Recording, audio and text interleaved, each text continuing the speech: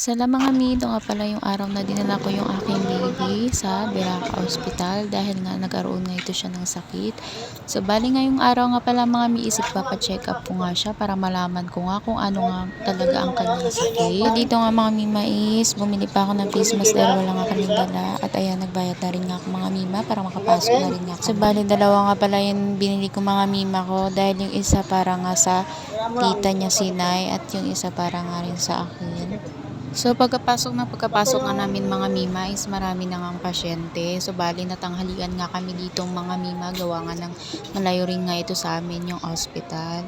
So bali dito na nga kami sa front mga mima kung saan magpapalista ng pangalan yung may mga sakit. So OPD section nga ito mga mima ko.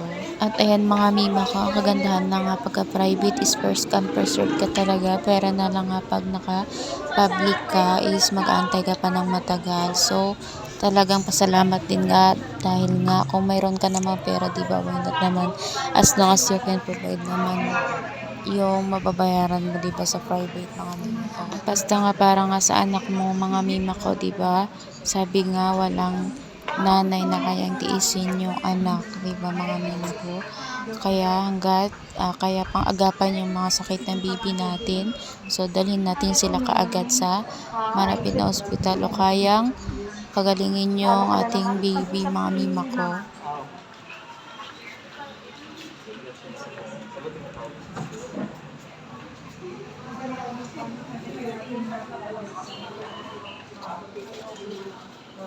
At dito nga mga mima ko is nag-antay na lang muna kami sa isang tabi at ayan ang aking baby, itinimbang na nga mga mima ko.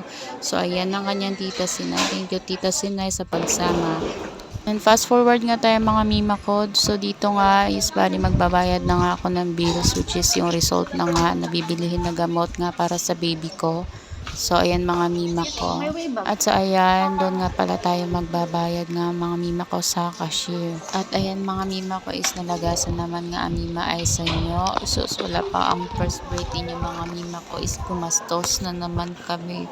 Pero okay lang mga mi kasi para naman magaling yung baby namin. At para na rin sa kaligtasan ng baby namin, para hindi na rin namin siya makita na ganyan.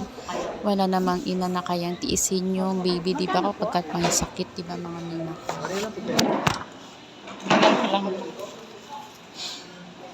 Pagsakto lang po 20 dito lang. Believe din nga ako dito sa baby ko mga mima kahit na may sakit siya. Sobrang believe ako sa kanya dahil nga kahit ganyan may sakit siya is naglalaro. Pero na lang sa ibang baby, di ba?